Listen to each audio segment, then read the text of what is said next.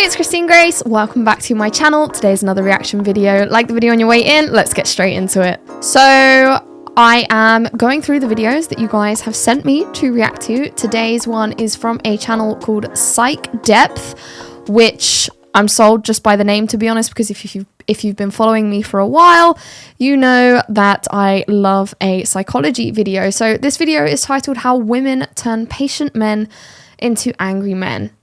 Let's get into it. He's the guy who opens doors, remembers anniversaries, and would rather die than raise his voice at a woman. The man who was raised to treat women with respect, to communicate calmly, to solve problems through discussion rather than domination. The gentle giant who prides himself on never being that guy who loses his temper. But watch him 6 months into a relationship with the wrong woman, and you'll witness a transformation that would make Jekyll and Hyde look like a minor personality adjustment. The patient man becomes the angry man, the gentle communicator becomes the frustrated yeller, the respectful partner becomes the resentful aggressor. And here's the part that will make you question everything you think you know about relationship dynamics. She created him, not intentionally, not maliciously, but through a psychological conditioning process so subtle and so effective that neither of them realizes it's happening until it's too late. Today, I'm going to expose the hidden mechanism by which women accidentally train the most patient men to become the angry men they claim to hate. Because understanding this process isn't just about saving relationships, it's about preventing good men from becoming the monsters they never wanted to be. I think patience is something that a lot of people really struggle with today. I don't know if it's to do with our current dynamic in the world, the fact that we're all on social media, the fact that we're all getting this instant gratification, you've got food on your doorstep, but people seem to lose their patience very easily today. It could be from something as simple as trying to buckle your belt. Speaking of belts, this seems like a great opportunity to tell you about today's sponsor. Today's video is sponsored by Anson Belt and Buckle, a family-run brand that's reinventing how belts should fit. They use a micro-adjustable track system with no holes, which means your belt fits perfectly every time. Their box sets let you mix and match 3 buckles and 3 straps into 9 belt combos. The quality's next level. They offer a lifetime guarantee on functionality of their products, and honestly, this is the only belt that I use now. They come in these wonderful little boxes, as you can see. Just look at that. Click the link in my bio or go to this link to build your box, 3 buckles, 3 straps, which is 9 unique belt combinations. You're getting 2 pieces completely free. Don't miss it. Upgrade your belt game with Anson today. Back to the video. Every relationship is a behavioral laboratory where actions are constantly being reinforced or extinguished. The woman becomes the scientist, though she doesn't realize she's conducting experiments. The man becomes the test subject, though he doesn't understand what's being tested, and the results of these unconscious experiments determine whether love grows or dies, whether respect flourishes or withers, whether patience persists or transforms into rage. Here's how the experiment typically begins. The patient man notices something that bothers him. Maybe she's always late. Maybe she dismisses his opinions in public. Maybe she makes financial decisions without consulting him. Maybe she flirts with other men in ways that make him uncomfortable. Being the respectful communicator he is, he brings it up gently. Hey, I noticed that when we were at dinner last night you interrupted me several times when I was talking. It made me feel like my thoughts weren't important to you. Her response? Nothing. Or worse than nothing. Deflection, minimization, counter-accusation. You're being too sensitive. That's not what happened. You're trying to control me. The patient man's calm, respectful communication bounces off her like water off a duck's back. So he tries again. Different approach, same respect. Maybe he waits for a better moment. Maybe he frames it differently. Maybe he focuses on his feelings rather than her actions. The result remains the same, ignored, dismissed, invalidated. This is where the conditioning begins. She has just taught him that respectful communication gets no results. Calm discussion produces no change. Patient requests. One thing that's really interesting about modern women is that they're all quick to complain about how their ex was toxic and how, they were in these terrible relationships and they've had terrible experiences with men. But most women won't take accountability for the fact that that's what they want. whether consciously or not, that's what they want that's what they create. That is the behavior that they reinforce. I mean, this is absolutely right. It is conditioning. The behavior they reinforce is this chaotic behavior, and it's almost like they get addicted to the thrill of it. They get addicted to the toxic behavior, or the fact that it feels more comfortable because maybe they come from a chaotic environment. Maybe they're used to chaos. So being around or creating someone to be around who is just as chaotic as them means they don't have to address their own chaos. So therefore they can feel better about themselves because now you've become just as chaotic as them. Fall on deaf ears. She has inadvertently programmed him to understand that his preferred communication style, the one he was taught to use, the one that reflects his values, is worthless in this relationship. What happens next follows a predictable psychological pattern that plays out in relationships worldwide. The patient man, having learned that respectful communication fails, begins unconsciously searching for a communication style that will work. His brain starts running what I call the escalation algorithm, a desperate search for the volume, tone and intensity that will finally make her listen. He tries being more direct. Still nothing. He tries being more serious. Still ignored. He tries being more persistent. Still dismissed. Each failed attempt teaches him that he needs to escalate further to break through her wall of indifference. This process can take weeks, months, sometimes years. The patient man doesn't want to become angry. He fights against it, resists it, tries every alternative he can imagine. He'll attempt to be funnier, thinking humour might work. He'll try being more romantic, hoping affection will open her ears. He'll experiment with timing, with location, with different approaches and different words. But she has unknowingly designed a system where only one type of communication gets through: escalated communication, loud communication, angry communication, the kind that makes her pay attention because it threatens the peace she's been taking for granted. The moment he finally raises his voice, not because he wants to, but because he's exhausted every other option, something magical happens. She listens, she responds, she acknowledges the issue. She might even apologize or promise to change. In that moment, she's completed his behavioral conditioning. She's taught him that anger works where patience failed, that aggression succeeds where respect stumbled, that the communication style he despises in other men is the only communication style that works in this relationship. And this is absolutely what happens. And on the flip side, she is completely unaware of there is someone that exists outside of me. There is someone with their own set of problems, with their own set of insecurities, with their own set of pains. And she's completely unaware of that. Then when a man raises his voice, that's obviously going to shake her. Now, whether it's genuine fear or, dare I say it, get a little Freudian, she's excited by it, then that is going to create some kind of response. Now, what she says during that moment is not going to be genuine, because on her side, she's doing it because she's under a certain state of heightened emotion, shall we say. Whereas for the guy, quite rightly, like he's just said, he's just learned the only way to get her to respond is through this behavior. So he's going to keep exhibiting that behavior, which is going to make her increasingly in a heightened state of emotion. So therefore, no one's getting through to anyone because he's in a state that he doesn't want to be in, a state of anger and a state of, raising his voice and having to be the kind of guy that he doesn't want to be. And she's also in a state of, she's not going to be able to actually make any good judgment or learn anything because she's in a state of heightened emotion. Eventually, her emotions will get exhausted, and that's when the relationship will probably break down, and she'll come out of it saying he was this horrible, angry guy that shouted all the time. When really, it's all about having that awareness in the first place. It's all about building awareness first, so you don't have to get to a point where someone has to raise their voice in order for you to listen. Self-introspection is so important, and I can't vouch for it enough. I'm not going to sit here and say what I think guys should do, because I know that men's mental health is very, very different to women. But I do know that for women, talking is something that helps. Now, I don't mean go and talk to a counsellor, specifically a woman. Don't go and speak to some woman who's just going to sit there and reinforce all of your feelings. But if you have the guts for it, go and do something like psychotherapy. If you're in a position where you constantly get in relationships where people are having to shout at you to get you to listen, if you're constantly having bad relationships, chances are people aren't going to like this. You're at fault for it for some reason or another. Now, of course, that's not the case all of the time, and I'm not saying that. You have to take some accountability for your own life, and I don't say that in a mean or harsh way.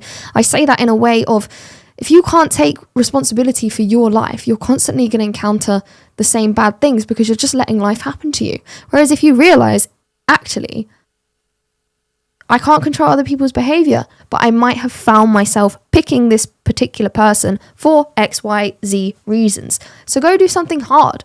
Go and actually talk to someone. Go talk to a man if you can, a male therapist, because they are there to try and fix a problem rather than to just listen to your emotional spiel. And see what happens from it, because I think a big problem in modern relationships today is that women are using social media as their therapist, and all social media is an echo chamber of other women reinforcing their toxic behavior based on feelings. They're not reinforcing accountability, they're not reinforcing ownership for your emotions and awareness of your behaviors. They're not highlighting what's desirable, what's undesirable. They're just fueling the fire, shall we say. So, this kind of relationship is never going to work. And if you're in a position where you do find that you are conditioned in this way, the only way to get that person to listen is by shouting, then unfortunately, unless that person, in this scenario, the woman, is willing to do the hard work themselves to become more emotionally aware so that they can hear you without you shouting, I would say call it off, because you can't really get anywhere with that. You can't help people unless they want to help themselves. And if you've then been conditioned to think that this person's only going to listen to you if you shout, you're just going to be shouting all the time. They might shout back, they might not, but the whole relationship is just, it's never going to work. It's never going to work if you have to resort to shouting at each other, in my opinion. I think there's a way to have difficult conversations without having to raise your voice at each other, but that's just what I think, and that's just what I want for my life. You might have a different opinion, and if so, please share in the comments, because I'm intrigued to know how bad you think this kind of thing is. I personally think it's a make or break. I think if you've got someone who is so emotionally immature that the only way for them to acknowledge that another person exists and has feelings that need to be acknowledged is through things like anger and shouting, I think that is a ship destined to sink. The tragedy of this dynamic is that patient men are often the ones who fall hardest into this trap. Impatient men, aggressive men, naturally dominant men, they escalate quickly and establish their communication patterns early. They can afford to be lazy hunters because prey is abundant, but patient men invest months or years trying to make respectful communication work before they reluctantly adopt the angry approach that finally gets results. This creates a psychological crisis for the patient man. He finds himself becoming someone he doesn't recognize, someone he doesn't respect, someone he swore he'd never become. He starts questioning his own sanity. Am I the problem? Am I actually an angry person who is just pretending to be patient? How did I become the kind of man who yells at women? The answer is simple. He was trained, conditioned, programmed by a woman who responded to nothing else. He didn't choose to become angry. He was systematically taught that anger was the only language she understood. But here's where the psychology gets truly insidious. Once this pattern is established, it becomes self-reinforcing. She starts responding to his anger not because she suddenly respects him, but because she fears the disruption of conflict. He continues using anger not because he enjoys it, but because it's the only tool in his relationship toolkit that produces results. Both of them begin to hate the dynamic, but neither understands how to escape it. She sees him as an angry man who yells to get his way. He sees her as someone who forces him to yell because she won't listen to anything else. They're both right, and they're both trapped in a system that serves neither of them. When a patient man realizes he's being systematically ignored unless he escalates to anger, he reaches a psychological crossroads with 3 possible paths. Each path leads to a different version of himself, and the choice he makes will determine not just the fate of this relationship, but the trajectory of his character development for years to come. Path 1 is the escalation highway. This is where most men end up, almost by default. Having discovered that anger gets results, they begin incorporating it more regularly into their communication style. What started as desperate last resort becomes standard operating procedure. They transform from patient men who occasionally get angry into angry men who occasionally show patience. This path creates what I call anger addiction, not because men enjoy being angry, but because they become dependent on anger as their primary tool for being heard, respected, and taken seriously. They lose faith in their ability to influence their environment through calm discussion and become reliant on emotional volatility to create change. The psychological cost is enormous. These men lose respect for themselves as they watch themselves become the kind of men they used to judge. They develop internal shame about their communication style but feel trapped by its effectiveness. They know they're not being their best selves, but they also know it's the only version of themselves that gets results in this relationship. Path 2 is the internal collapse. Some patient men, horrified by their own capacity for anger, choose to shut down entirely rather than become someone they despise. They stop communicating their needs, stop setting boundaries, stop expecting their concerns to be addressed. They become ghosts in their own relationships, physically present but emotionally absent. This path creates what psychologists call learned helplessness. These men convince themselves that their needs don't matter, that their opinions aren't valid, that their role in the relationship is to accept whatever behaviour their partner dishes out. They become shells of their former selves, trading their voice for peace, their needs for harmony, their self-respect for her approval. The tragedy of this path is that it doesn't actually solve the problem, it just moves it underground. The issues that needed to be addressed don't disappear, they fester. The resentment doesn't vanish, it accumulates. These men often become passive-aggressive, indirect, and emotionally unavailable as they try to protect themselves from further disappointment. Path 3 is the strategic exit. This is the path chosen by patient men who recognize the conditioning process and refuse to participate in it. They understand that a woman who only responds to anger is a woman who will systematically erode their character over time. Rather than become someone they don't respect or disappear into themselves, they choose to leave. This path requires the highest level of self-awareness and self-preservation instinct. These men recognize that some relationship dynamics are inherently toxic regardless of the individuals involved. They understand that staying in a relationship that requires them to be worse versions of themselves is a form of self-destruction that no amount of love can justify. Understanding how this conditioning process works requires examining the specific mechanisms by which patient men are trained to abandon their natural communication style. I think that's something that people should ask themselves in relationships all the time. Am I better because of this relationship? Am I a better person now that I have this person in my life? Because it's not all about making it about yourself, but rather, am I a better person means that are you not just better for yourself, but better for those around you? Do I treat everyone around me better now that I'm with this person? Am I more responsible now I'm with this person? Am I more caring now I'm with this person? Like all of this stuff. Are you a better person because of them? And if you're worse, then you shouldn't be in a relationship that is, like he quite rightly said, self-destructive. At the end of the day, if you're in a relationship that is healthy and good, then it is going to, by its nature, bring out the best version of yourselves. It's like that old saying when someone describes their partner, oh, it's my better half. It's that kind of thing, which I think is really important in a relationship. It's not a conscious conspiracy by women to create angry men, but rather an unconscious pattern of behavioural reinforcement that produces predictable results. The process begins with what I call selective response syndrome. The woman in question doesn't intentionally ignore calm communication and respond to angry communication. She simply finds calm requests easier to dismiss and angry outbursts harder to ignore. Calm communication feels optional. Angry communication feels urgent. When he says, "I'd really appreciate it if you could let me know when you're running late," her brain processes this as a suggestion that can be considered later or forgotten entirely. When he says, "I'm tired of you being late all the time without any consideration for my schedule," her brain processes this as a crisis that requires immediate attention.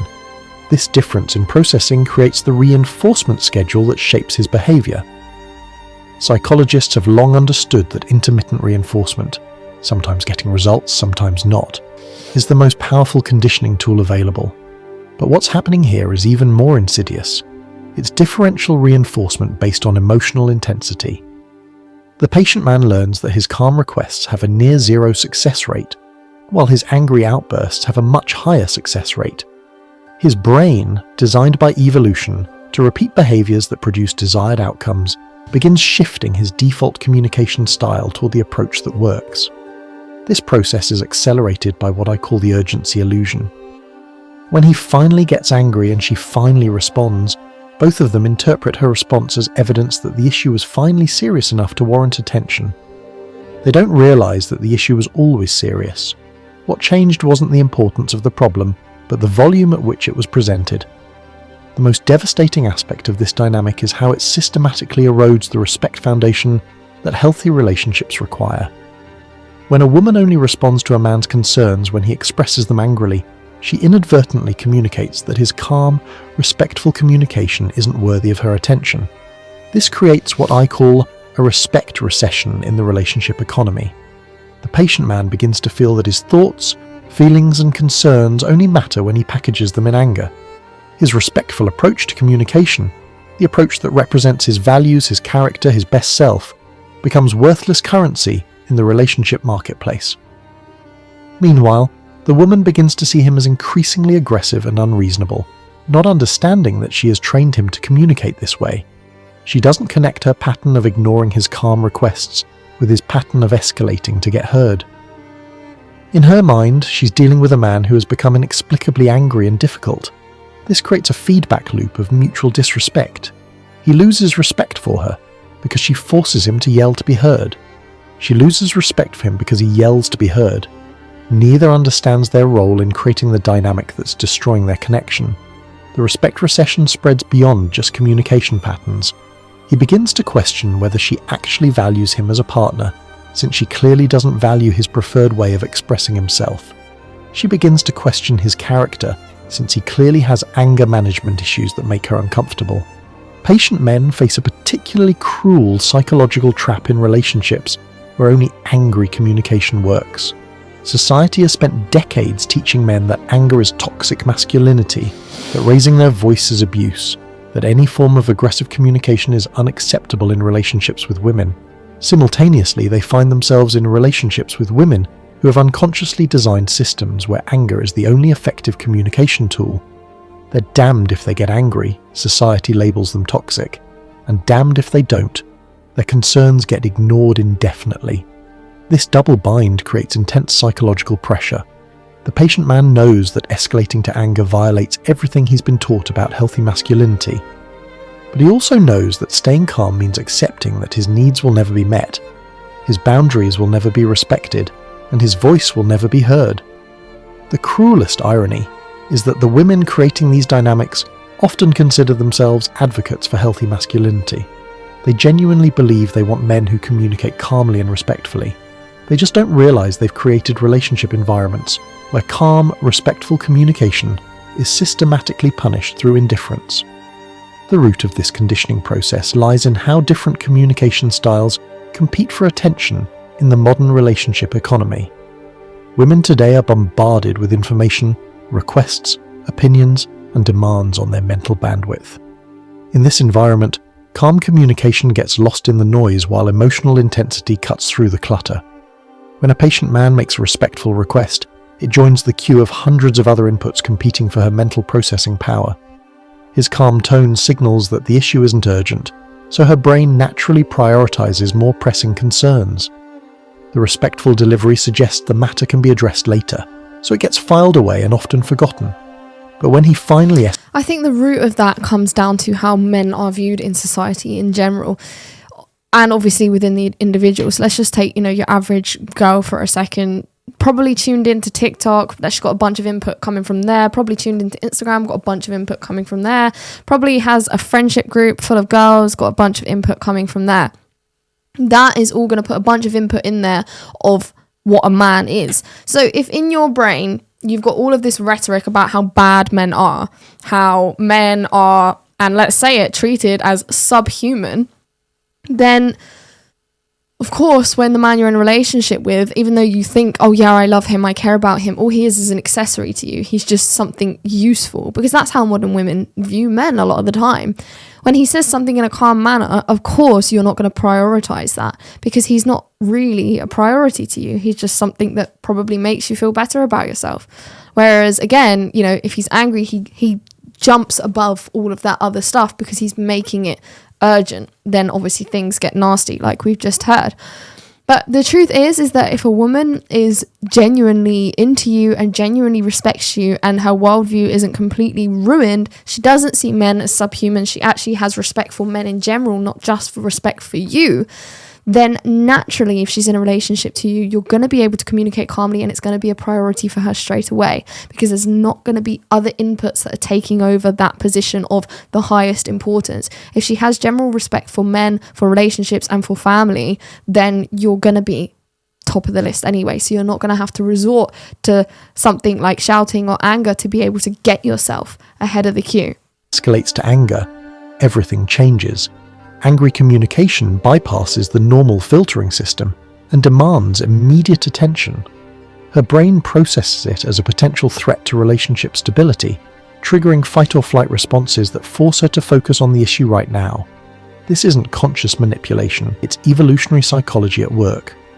Human brains are wired to pay attention to emotional intensity because intensity historically signaled danger or urgency. In the modern relationship context, this ancient programming accidentally teaches patient men that emotional intensity is the only way to break through their partner's attention barriers.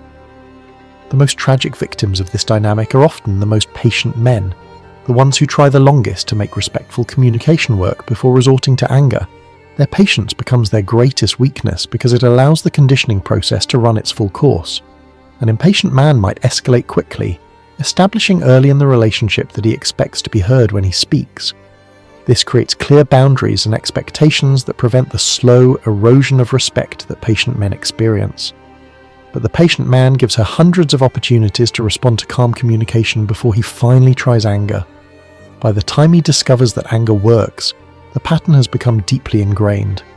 She's had months or years to practice ignoring his respectful requests, making it her default response to his non-angry communication. This patience paradox means that the men most committed to healthy communication patterns are the ones most likely to have those patterns systematically destroyed. Their virtue becomes their vulnerability, and their commitment to respectful dialogue becomes the rope by which they hang their own character development. When patient men finally do escalate to anger and get results, they often misinterpret what's happening. They think they've finally gotten through to her, finally made her understand how important the issue is to them. In reality, they've simply triggered her emergency response system. Her brain doesn't process his anger as evidence that the issue matters more than she This is exactly what I was saying. It just all gets lost. realized. It processes his anger as evidence that relationship stability is under threat and requires immediate damage control. She responds not because she suddenly respects his concern, but because she wants to restore equilibrium as quickly as possible. This misunderstanding perpetuates the cycle. He believes his anger helped her understand his perspective, when actually his anger simply activated her conflict avoidance reflexes. She believes his anger was an unreasonable overreaction to a minor issue, when actually his anger was the predictable result of having minor issues ignored until they became major frustrations. Neither understands the true dynamic at play. She has accidentally trained him to use her emergency response system as his primary method of relationship communication. He thinks he's finally being heard. She thinks he's become unreasonably aggressive. Both are wrong about what's actually happening. The most insidious aspect of this conditioning is how it gradually erodes the patient man's core character traits. He doesn't wake up one day and decide to become an angry person. Instead, he experiences a slow-motion character assassination that happens one dismissed request at a time. Month 1. He tries calm communication. It fails, but he maintains faith in the process. She was probably just distracted. Month 3. He's tried multiple approaches, none have worked, but he still believes respectful communication is the right path. Maybe I need to find better timing. Month 6. He's exhausted his repertoire of respectful approaches and is beginning to doubt his own communication skills. Maybe I'm not explaining myself clearly enough. Month 9. He's starting to feel resentment building but still refuses to escalate. I'm not going to become one of those guys who yells at women. Month 12. He finally snaps, yells, and gets immediate results. The conditioning is complete. By the time he realizes what's happened, the damage to his self-concept is significant. He no longer sees himself as someone whose calm communication is effective. He no longer trusts his ability to influence his environment through respectful dialogue. He has learned to see anger as his most reliable tool for creating change. This character erosion extends beyond the relationship. Men who learn that anger works in romantic contexts often begin applying the same principles in professional, family, and social situations. The patient man becomes the angry man across all areas of his life. Understanding this dynamic creates an opportunity for prevention that serves both men and women. Women who recognize their pattern of ignoring respectful communication can consciously train themselves to respond to patient requests before they escalate. Men who understand the conditioning process can establish boundaries earlier to prevent the pattern from developing. For women, prevention requires recognizing that dismissing calm communication creates the very aggressive communication they claim to dislike. When a patient man makes a respectful request, treating it with the same urgency as an angry demand prevents him from learning that anger is necessary for attention. This doesn't mean agreeing with every request, but it does mean acknowledging every request promptly and clearly. I understand you'd like me to text you when I'm running late. I don't think that's necessary, but I hear that it's important to you. Let's discuss it. This response prevents the conditioning cycle from beginning. For men, prevention requires establishing clear communication expectations early in relationships and enforcing them consistently. I prefer to discuss issues calmly and respectfully. If this approach doesn't work for resolving problems between us, then we're probably not compatible long term. This boundary setting prevents the slow erosion of respect that turns patient men into angry men. It also identifies women who are capable of responding to respectful communication before significant emotional investment occurs. Every patient man eventually faces the ultimate choice. Will you become someone you don't respect to maintain a relationship with someone who won't respect your preferred communication style? Or will you choose to remain someone you respect, even if it means losing relationships with people who can't appreciate that version of you? This choice reveals character at the deepest level. Men who choose to preserve their values demonstrate long-term thinking and self-respect. Men who choose to abandon their values for relationship success demonstrate short-term thinking and external validation dependency. Neither choice is inherently right or wrong, but each choice creates a different trajectory for personal development. The man who becomes angry to maintain relationships teaches himself that his core values are negotiable under pressure. The man who maintains his values despite relationship costs teaches himself that his character is non-negotiable, regardless of consequences. The tragedy is that patient men are forced to make this choice at all. In healthy relationship dynamics, respectful communication is not only accepted but preferred. The need to choose between character and connection reveals a fundamental dysfunction that serves neither party's long-term interests. Understanding how women accidentally turn patient men into angry men isn't about assigning blame.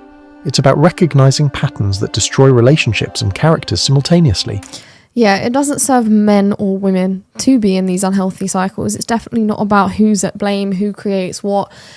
It's just a toxic relationship on both ends, because although the guy started out with wanting open and clear communication and calm communication, at the end of the day, if he results to sacrificing his character for relationship success, you know, he's not becoming a better version of himself for himself. Eventually, when that relationship falls apart, which inevitably it probably will, he's not going to like the person he comes out of it as. And, you know, even if a relationship doesn't work out, if it's been a healthy one, you should come out of it being a better person than you was before, if it was a very good relationship. But, you know, if someone can't respect or even understand that you are another person, you're your own separate being with your own needs, wants, and desires of how you want your relationship to be, how you need it to be, what is your personal needs, then you're not in a relationship with a person, like a real person. They're just in their own world with their doors closed and windows shut, just listening to themselves if they can't even see that you're there too. And the only way to get through to them is by shouting and breaking down the door or crushing through the window. Then you know, it's never going to work, because then that person's going to be inside their house thinking, well, you've just broke into my house and I don't feel safe anymore, you know, if you follow my metaphor. When we understand the conditioning process, we can choose to participate in it or interrupt it. For patient men, your calm communication style is not weakness to be abandoned when it doesn't immediately work. It's a strength to be preserved by choosing partners who appreciate it. Absolutely. And it's like I say earlier, if someone can't appreciate this, if someone can't see how valuable it is, because it is very easy for men to let aggression take over, you know, it's built into their DNA. So if you've been able to tame that, you've been able to articulate yourself in a way that is calm and respectful, if a woman can't see and appreciate that, then she is not worth your time. Genuinely, she's not worth your time, because that relationship, nothing good is going to come from that. Nothing long lasting, nothing valuable is going to come from that.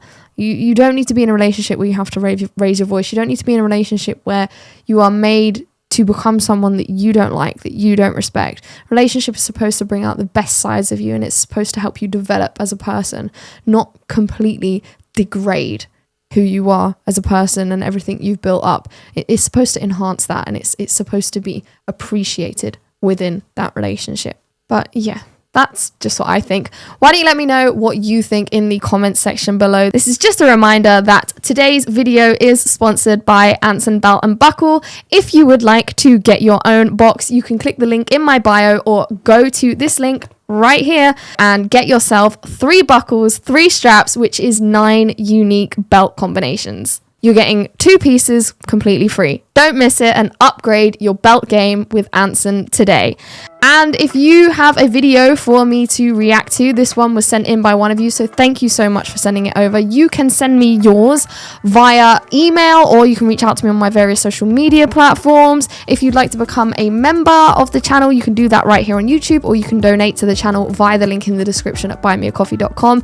I appreciate every single one of you for being here, so thanks again for joining. And on that note, I will see you very soon in the next one. Take care. Bye-bye.